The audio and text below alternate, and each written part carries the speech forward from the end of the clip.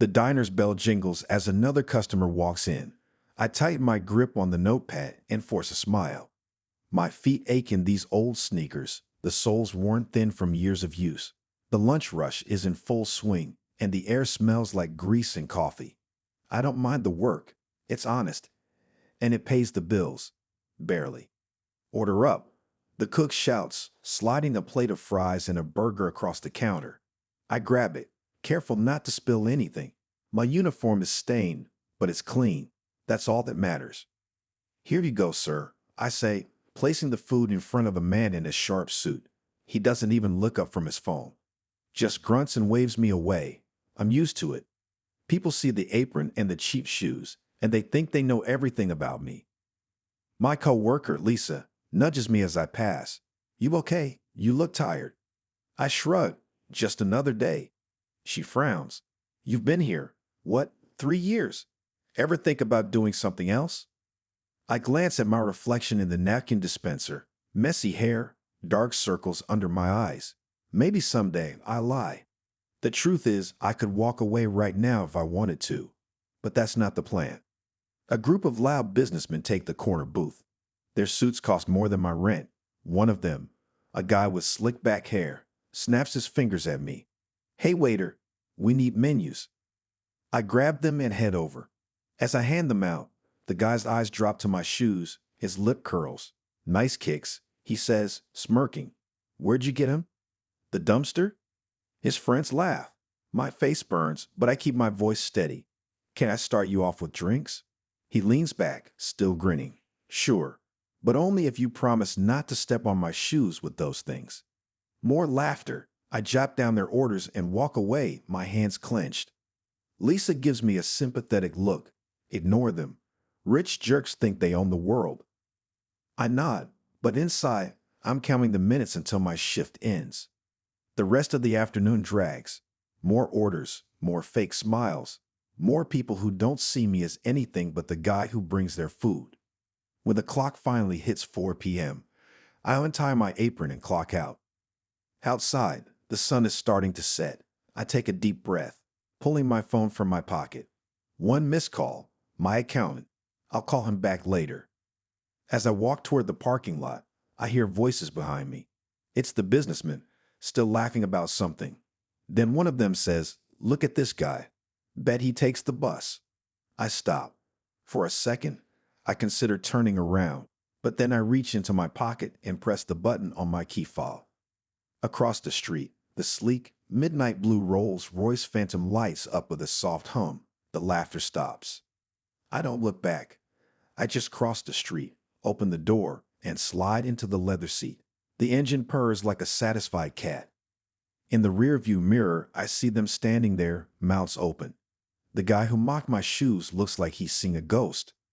I smile and drive away. They'll never know the truth, that I own this car, that I own 3 of them, that I could buy this diner 10 times over if I wanted. But that's not why I work here. I work here to remember where I came from. And today, for the first time in a long time, I let myself enjoy the moment.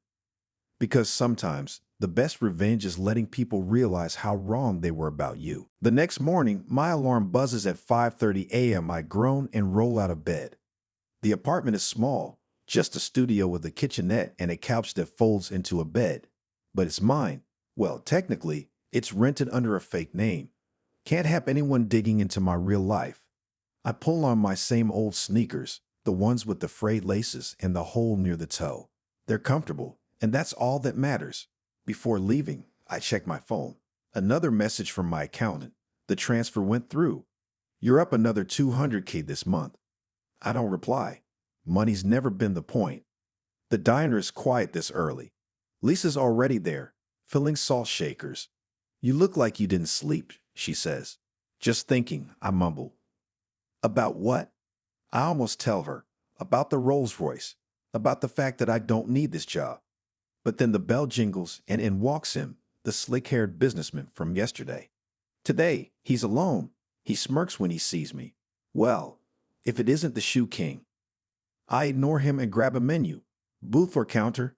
He leans in. I was telling my buddies about you last night. They couldn't believe a guy like you drives a Rolls. My stomach tightens. Did he see me? He laughs. Relax. I know it wasn't yours. You probably just cleaned it or something, right? I force a smile. What can I get you? He orders coffee and a stack of pancakes. As I walk away, I hear him mutter, pathetic. Lisa catches my arm. What's his problem? He thinks he's better than me. Want me to spit in his food? I almost laugh. Tempting, but no. The morning crawls by. Every time I pass his table, he makes another comment. You ever think about polishing those shoes? Or, I bet you can't even afford a real watch. I don't react, but inside, I'm counting down the minutes until my break. When it finally comes, I slip out the back door. The alley smells like garbage, but it's quiet. I pull out my phone and dial my accountant. You sure you don't want to just quit? He asks. You've got enough to retire 10 times over. Not yet, I say. Then at least let me wire you some real cash. You shouldn't be living like this. I'm fine. He sighs. You're the richest guy I know who still eats ramen every night. I hang up and lean against the wall. He doesn't get it. Money changes people. I've seen it happen. Friends who turn greedy. Family who only cared about my bank account. This job keeps me grounded. But today, I'm tired of being invisible. When I go back inside, the businessman is paying his bill. He drops $1 on the table. Keep the change, champ. That's it. I pull out my phone and text my driver. Bring the Bentley, now. The guy walks out, still smirking. I wait 5 minutes, then untie my apron. I'm taking my lunch early, I tell Lisa. Outside, the sun is blinding. The businessman is standing at the crosswalk, checking his watch. Then a sleek black Bentley glides up to the curb. The window rolls down. My driver nods at me. Sir. I open the back door and slide in. As we pull away, I glance out the window. The businessman is staring. His mouth is open. His phone slips from his hand and clatters on the sidewalk. This time, I don't drive off. I roll down the window. Need a ride? I ask. His face turns red. That's yours. I smile. One of them. Then I nod to my driver, and we leave him there, gaping like a fish. Lisa's gonna have so many questions tomorrow. The next day, the diner feels different. The usual morning chatter is replaced by hushed voices and sideways glances. As soon as I walk in, Lisa grabs my arm and pulls me into the kitchen. Her eyes are wide. Okay, what the hell was yesterday? She hisses. Since when do you have a Bentley? I shrug and grab an apron. It's a long story. Oh no, you don't. She steps in front of me. That guy from yesterday came back last night. He was freaking out, telling everyone you're some secret millionaire. I sigh. And what did you say? I said he was crazy, but now I'm not so sure. She crosses her arms. So, are you? Before I can answer, the bell jingles. We both turn. It's not just customers walking in. It's a group of people, some with phones out, whispering and pointing at me. Lisa groans. Oh, great. Now you're famous. The morning rush is worse than usual. Half the people here aren't even ordering food. They're just staring at me, taking sneaky pictures. One woman leans over the counter and says, My friend swears she saw you driving a Rolls Royce. Is it true? I pour her coffee and slide it over. Cream or sugar? She huffs. You're not denying it. I don't answer. By noon, the diner is packed. Even the cook is giving me weird looks. Lisa keeps muttering, This is insane, under her breath. Then the door swings open again. It's slick-haired businessman, the one who started all this. Except today, he's not smirking. He looks nervous. His buddies aren't with him. He walks straight up to me. We need to talk. I wipe my hands on my apron. You ordering something? He lowers his voice. Listen, I owe you an apology. That stops me. I raise an eyebrow. Oh. He rubs the back of his neck. I was a jerk. I didn't know who you were. And who am I? He hesitates. That's the thing. I looked you up. Your name's not on any social media. No public records. But my buddy in finance ran some checks and he trails off. Let's just say you're not just some waiter. The whole diner has gone quiet. Everyone's listening.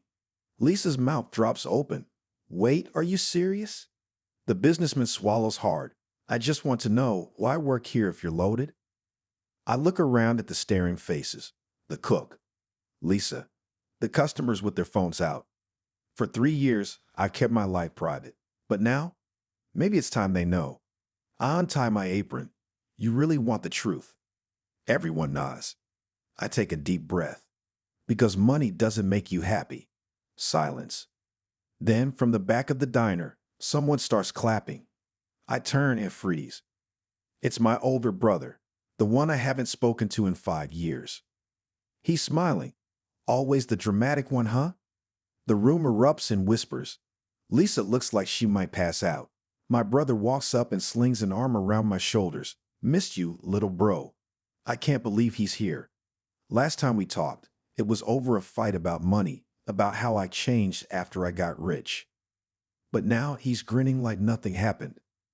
So, he says loudly, who wants to hear how my brother made his first million at 22? The crowd goes wild. I groan. This is not how I wanted this day to go. My brother's arm feels heavy around my shoulders. The diner is dead silent except for the hum of the fridge. Lisa's eyes dart between us like she's watching a tennis match. You two know each other, she finally asks. My brother laughs. Know each other? I changed this guy's diapers. A few customers chuckle. I shrug him off and lower my voice. What are you doing here? Heard a rumor my little brother was working at a diner, he says, still grinning. Thought it was a joke. Then I saw the video. What video? He pulls out his phone. There I am, stepping into the Bentley while slick-haired businessman gawks. It already has 500,000 views. I groan. Great. My brother claps me on the back. Come on, let's talk. Buy you lunch somewhere that isn't this. He gestures at the greasy counter. Lisa shoves me. Go. I'll cover your tables. Outside, the sunlight feels too bright. My brother leads me to a parked Tesla, matte black, fully loaded. Of course. New car, I ask. Birthday present, to myself. He winks. We drive to a quiet cafe a few blocks away. The second we sit, he leans in. So, you're really doing the whole undercover billionaire thing.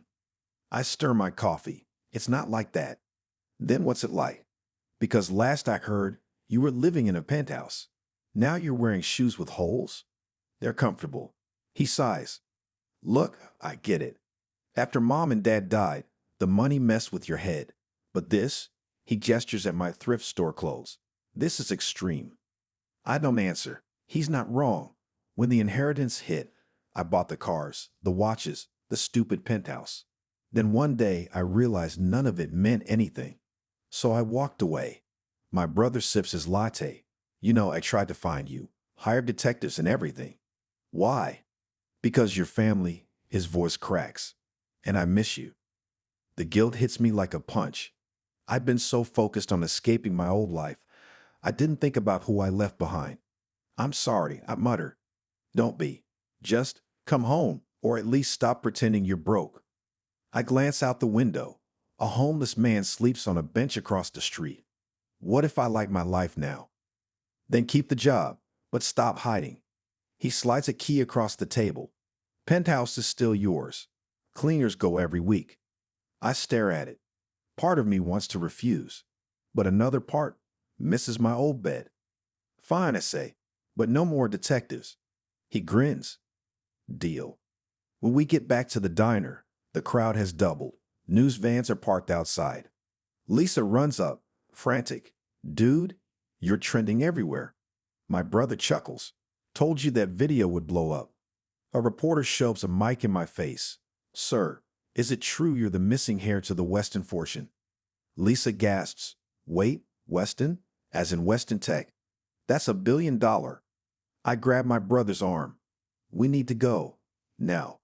He doesn't argue. We push through the crowd to this Tesla. As we peel away, I slump in my seat. Well, my brother says, guess the cat's out of the bag. My phone blows up with notifications. Missed calls, texts. One from my accountant. The press found out. Stocks are soaring. Call me. I turn off my phone. Lisa's probably freaking out. The diner's in chaos. And slick-haired businessman? He's probably bragging to everyone that he discovered me. But none of that matters right now. Because for the first time in years, I'm sitting next to my brother. And that feels good. So, he says, want to go see your penthouse? I smile. Yeah, let's go home. The Tesla glides into the underground garage of the shimmering high-rise. My fingers tighten around the key in my pocket. It's been 3 years since I stepped foot in this building. The air smells the same clean, with a hint of lemon polish. Nervous? My brother asks, shutting off the engine. I don't answer. The elevator ride to the top floor feels too fast. When the doors open, I'm staring at my own front door. The same one I walked out of with nothing but a backpack. The key still fits. The penthouse is spotless, just like my brother said. Sunlight pours through floor-to-ceiling windows, glinting off the stupid gold-plated coffee table I bought on a whim. The couch still has that ridiculous velvet throw pillow I hate. Nothing's changed, except me. My brother flops onto the couch. Man, I miss this place. Your tiv's way bigger than mine. I wander to the window. The whole city stretches below us. From up here, the diner's just a tiny speck in the distance. You hungry? My brother asks, already digging through my fridge. Whoa, you got actual food now. Fancy. Cleaners must have stocked it. He tosses me a soda. So, what's the plan? Now that the world knows you're not actually a broke waiter? I pop the tab. I don't know. Part of me wants to go back to the diner tomorrow like nothing happened, but the news vans outside proved that's impossible. Lisa's probably getting bombarded with questions. My phone buzzes. It's a text from an unknown number. Mr. Weston, we'd love to interview you for the morning show. 6-figure appearance fee. I delete it. My brother peers over my shoulder. They're gonna keep hounding you. You could make millions just telling your story. I don't need millions. Then what do you need? I look around the penthouse. It's beautiful. Empty. Lonely. I say slowly, I need to go back to the diner. My brother groans. Seriously? You got a private theater in this place. It's not about the diner. It's about Lisa and the cook, even the regular customers. I stand up. They deserve to hear the truth from me. He studies me for a long moment, then he grabs his keys. Fine, but we're taking the rolls this time. No more hiding. The diner's parking lot is packed. News vans, curious onlookers. Even a food blogger doing a live stream near the entrance. Lisa spots us first. She's at the counter, her phone pressed to her ear. When she sees me, her eyes go wide. She hangs up and runs outside, ignoring the reporters shouting questions. You, she jabs a finger at me. You're a billionaire? My brother snorts. Told you she'd be mad. Lisa turns to him. And who are you? The better-looking Weston brother. I step between them. Lisa, I'm sorry. I should have told you. She crosses her arms. 3 years. 3 years I've been covering your shifts, lending you bus money. I paid you back. That's not the point. She throws her hands up. We were friends, real friends. And it was all a lie. The hurt in her voice stings worse than any insult slick-haired businessman ever threw at me. No, I say firmly. The money's the lie. This, I gesture between us at the diner. This was real. You're my best friend, Lisa. I just didn't want that to change. Her glare softens. You're an idiot. I know. A reporter shoves between us, camera flashing. Mr. Weston, care to comment on why you? Back off. Lisa snaps, suddenly protective. Can't you see we're talking? My brother grins. I like her. I take a deep breath. Then I climb onto one of the diner's outdoor tables. The crowd goes quiet. Listen up. My voice carries across the parking lot. Yes, I'm that Weston. Yes, I worked here by choice.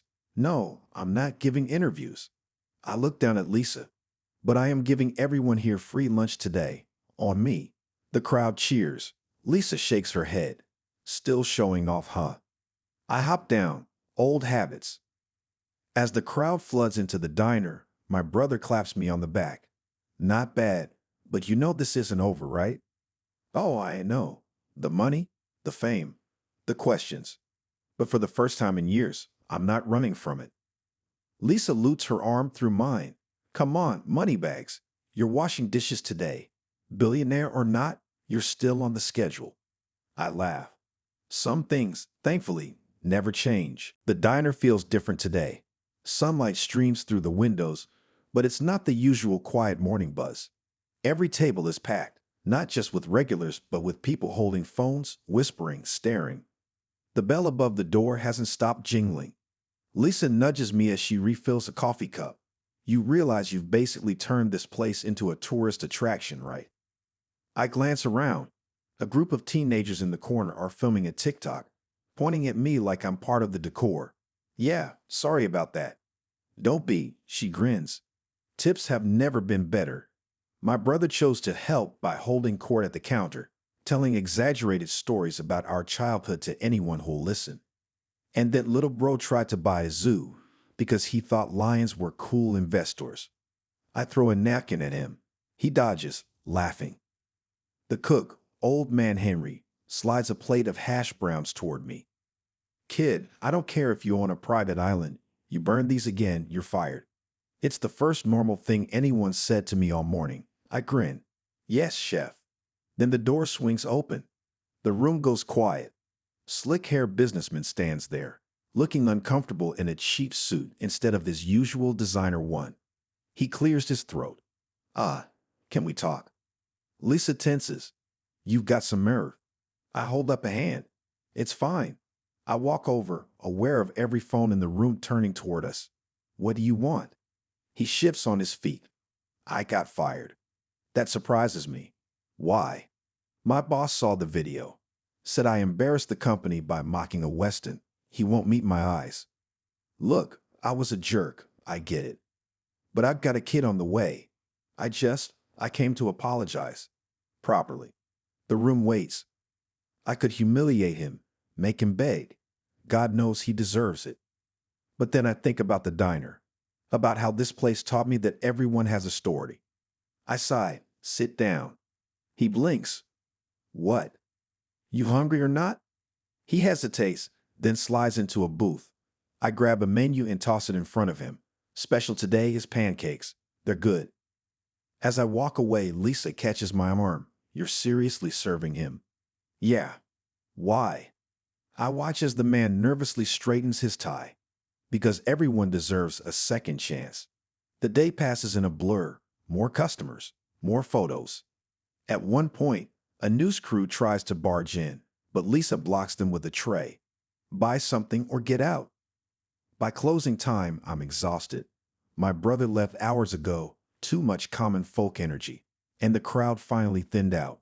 It's just me, Lisa, and Henry wiping down the grill. Lisa leans against the counter. So, what now, billionaire boy? I look around the diner, the chip counter, the sticky menus, the smell of grease that never quite fades. I don't know. You could buy this place, Henry grunts. Turn it into some fancy gastropub. No, Lisa and I say at the same time. Henry chuckles. Didn't think so. Lisa twirls a napkin. You could stay, just as you are. I meet her eyes. Would you want that? I mean, it'd be weird now that everyone knows. But she shrugs. You're still you. My phone buzzes. It's my accountant again. Offer from Netflix. They want to make a movie about your life.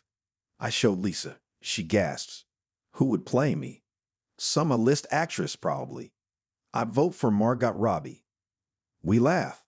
But beneath it, there's something unspoken. This chapter's ending. We both know it. Henry flips the open sign to closed. Whatever you do, kid, don't disappear again. I won't. But as I step outside into the twilight, the Rolls Royce waiting at the curb, I realize something. For the first time in years, I don't have to choose between two worlds. I can have both. Lisa pokes her head out the door. Hey, you coming in tomorrow or what? I smile. Wouldn't miss it. She nods, satisfied, and disappears inside. The city hums around me, full of possibilities. Turns out, the hardest part wasn't being rich or poor. It was learning to be both. Alarm goes off at 5:30 a.m. same as always.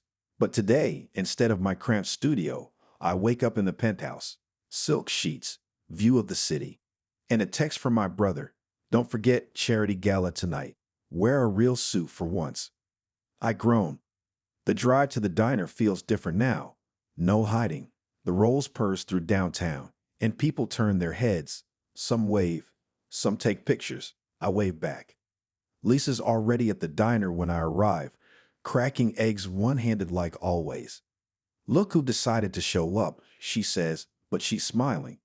Miss me? Like a toothache. She nods at my shoes, still scuffed, but new. Nice upgrade. Figured it was time. The morning rush is quieter today. Fewer gawkers, more regulars. Mrs. Kowalski from apartment 3 bits still complains about her toast being too dark.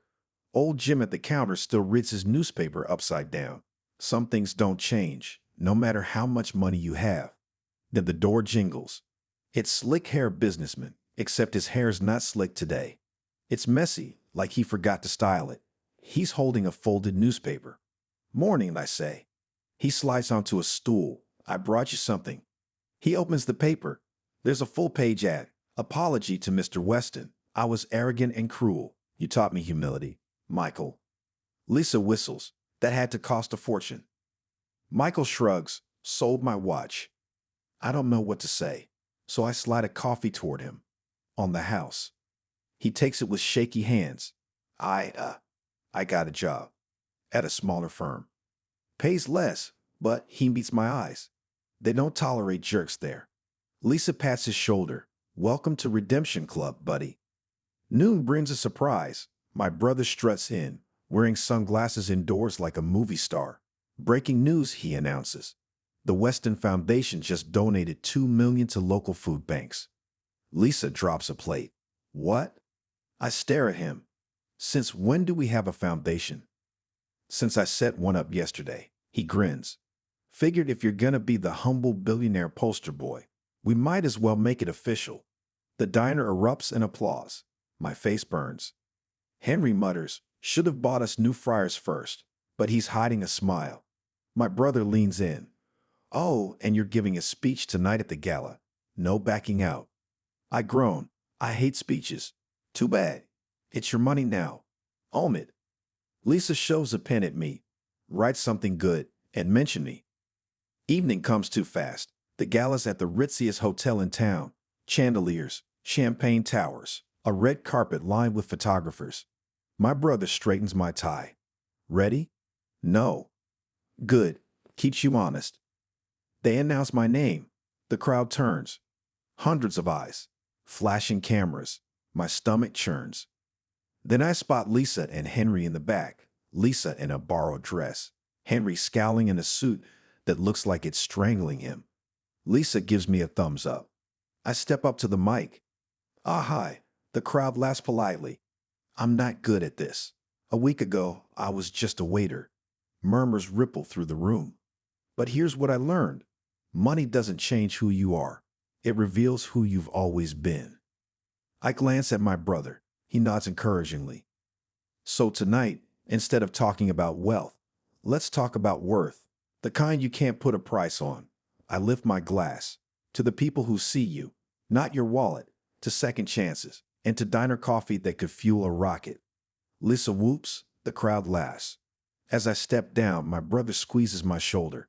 Proud of you, kid? Later, Lisa finds me by the dessert table, shoving petit fours into her purse. For Henry, she insists, you're stealing from a charity event. It's our charity now, right? She grins. Besides, you owe me for not mentioning Margot Robbie in your speech. Outside, the city glitters. Same streets I walked in cheap shoes. Same skyline I see from my penthouse. Funny how two worlds can exist in one place. Funnier still how, after all this time, I finally belong in both. Hey, Lisa says, mouthful of cake. You working tomorrow? I adjust my fancy tie. Wouldn't miss it. 6 months later, the diner looks the same but feels different. The bell still jingles, the coffee still burns your tongue, but now there's a framed photo by the register. Me, Lisa, Henry, and even Michael, all grinning in our aprons. The caption reads, Best staff in the city, yes, even the billionaire. Lisa slides a plate of pancakes across the counter. Eat up, moneybags. Your adoring public awaits. Outside, a line snakes around the building. Ever since the billionaire waiter story went viral, the diner's become a hotspot. Tourists come for the novelty, but they stay for Henry's famous blueberry pie. Michael, no longer slick hair, works weekends now as a host. His baby girl was born last month. We'd all chipped in for diapers, even though I could have bought the whole store. My brother strolls in, sunglasses perched on his head. Breaking news. Weston Foundation just funded 20 new soup kitchens. He steals a piece of bacon from my plate. Also, Mom and Dad's old beach house is finally renovated. You're coming this weekend. Lisa perks up. Beach house? Invitation includes you, Henry, and even Grumpy over there. He nods at Michael, who's juggling 3 menus. Henry grunts from the grill. I don't do sand. You do now, Lisa says, already texting someone, probably to ask what to pack. The morning rush flies by. At noon, a familiar face walks in, the reporter who first ambushed me. Today, she's not holding a mic, just a takeout bag. Usual order, Mr. Weston? I ask. She smiles. Actually, I quit the news gig. Opening a bookstore down the street. She hesitates. Thanks for the loan. I never told her I anonymously approved her small business grant through the foundation, but the way she looks at me, I think she knows. As the lunch crowd thins, Lisa corners me by the soda machine. So, you ever gonna tell me why you really worked here all those years? I watch Michael laughing with a customer. See Henry teaching the new cook how to flip pancakes. Hear my brother arguing with a vendor about organic ketchup. I was lonely, I admit. The money, it built walls. This place? I tapped the chip counter. This tore them down. Lisa nods like she already knew. Sap. The door bursts open. A group of kids tumble in, local foster home residents, here for their weekly free meals sponsored by the foundation. Their faces light up when they see Henry's famous animal-shaped pancakes. My brother nudges me. This what you imagined when you walked away from your penthouse. I watch Lisa high-fiving the little girl, see Michael carefully cutting pancakes for a shy boy. No, I say. It's better. That night, we sit on the beach house porch. Waves crash. Stars blink. Henry's actually smiling for once, his toes in the sand despite his protests. Lisa passes me a beer, to the weirdest, richest, most ridiculous family ever. Glasses clink. My brother puts on terrible music. Michael shows us 100 identical photos of his baby. And as the fire crackles, I realize something. I spent years running from wealth, from expectations, from myself. But all I ever needed was right here. A home. A purpose.